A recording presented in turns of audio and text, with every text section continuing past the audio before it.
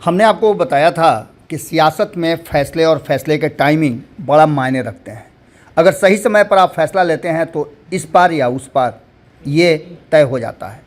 आपको बता दें कि एक बार फिर से ये चर्चाएं तेज हो गई हैं कि नीतीश कुमार की जमानत जब्त करा देगा ललन सिंह का ये फैसला।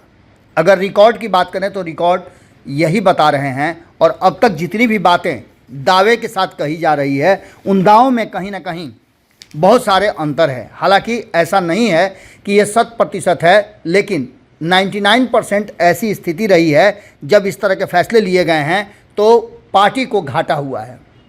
यहाँ तक कि जमानत भी नहीं बचे हैं। आपको बता दें कि ललन सिंह पार्टी के राष्ट्रीय अध्यक्ष हैं और फैसले उनसे होकर के ही आते हैं। हमने आपको कल भी बताया था कि जिस तरह से भारतीय जनता पार्टी से अलग होने के बाद जनता दल यूनाइटेड अपनी एक अलग राह चुन चुकी है, और इतना ही नहीं, INDIA गठबंधन को लेकर के भी असमंजस की स्थिति बनी हुई है कि वहाँ सीट शेयरिंग का समझौता नहीं हो पा रहा है। इस सारी बात को लेकर के कहीं ना कहीं जनता दल यूनाइटेड अपने फैसले लेने के लिए स्वतंत्र है।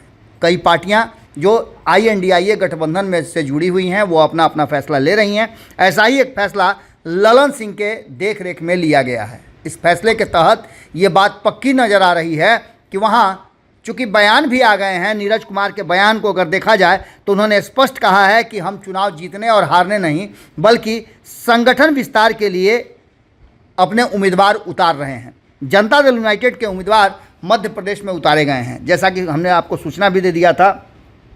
और इस फैसले को लेकर के अब संशय की स्थिति बनी हुई है। एक तरफ जहां INDIA गठबंधन को लेकर के कहा यह जा रहा है कि गठबंधन टूटता हुआ नजर आ रहा है, कांग्रेस किसी के साथ भी कोई समझौता करने के लिए तैयार नहीं है, तो वहीं आपको बता दें कि जनता दल यूनाइटेड के उम्मीदवार मैदान में उतर चुके हैं। अगर रिकॉर्ड की बात करें, जिस रिकॉर्ड की हम चर्चा कर रहे थे, तो ये सिलसिला तब शुरू हुआ जब शरद यादव, चूँकि मध्य प्रदेश से ही आते थे और जनता दल कहें, समता पार्टी कहें या जनता दल यूनाइटेड कहें, इसके सदस्य रहे हैं और एक सम्मानित सदस्य रहे हैं।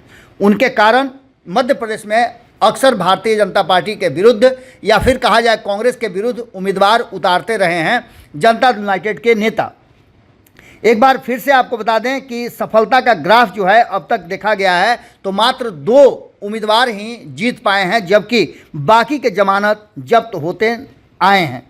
अगर आपको बात करें तो जो हमारे पास रिकॉर्ड है उसके अनुसार पार्टी के संस्थापकों में से एक शरद यादव इसी प्रदेश से आते थे और उनकी इच्छा थी, और उनकी इच्छा के सम्मान करते हुए ये सिलसिला शुरू हुआ था। 1998 में इस सिलसिला को शुरू किया गया था, जबकि 2018 में शरद जदयू से अलग हो गए थे। उस बीच में आपको बता दें कि मध्य प्रदेश में जदयू जनता दल उस समय थी, जो समता पार्टी के जनता दल में शामिल होने के बाद 2003 में जदयू ने अपने उम्मीदवार उतारे थे। राजद और लोजपा भी वहाँ अपने उम्मीदवार उतार करके इसी हाल से गुजर चुकी है। इसलिए ये अंदाज़ा लगाया जा रहा है, और जो रिकॉर्ड हमने आपको बताया उसमें पहला विधानसभा चुनाव 1998 में लड़ा गया था। कुल 144 उम्मीदवार मैदान में उतारे गए थे, जिनमें 135 की जमानत नहीं बची थी।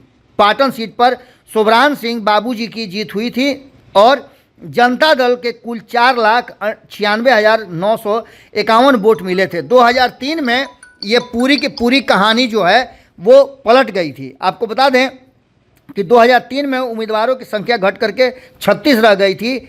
यहाँ भी एक उम्मीदवार जीत करके आए थे, सरोज बच्चन नायक, और बाकी 33 की जमानत जब्त हो गई थी। उम्मीदवारों को मिला 1,40,651 वोट। और उसके साथ साथ 2008 में मध्य प्रदेश विधानसभा चुनाव में जदयू ने और भी बुरी स्थिति अपनी कर ली थी। 49 उम्मीदवार में से किसी की भी जमानत नहीं बची थी।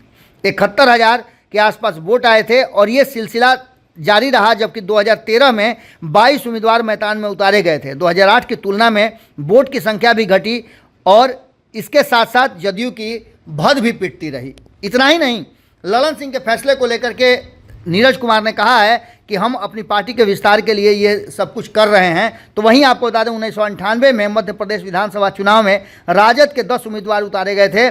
दल को 0.01% वोट मिला था। बताने की ज़रूरत नहीं है कि उम्मीदवारों की जमानत नहीं बची होगी।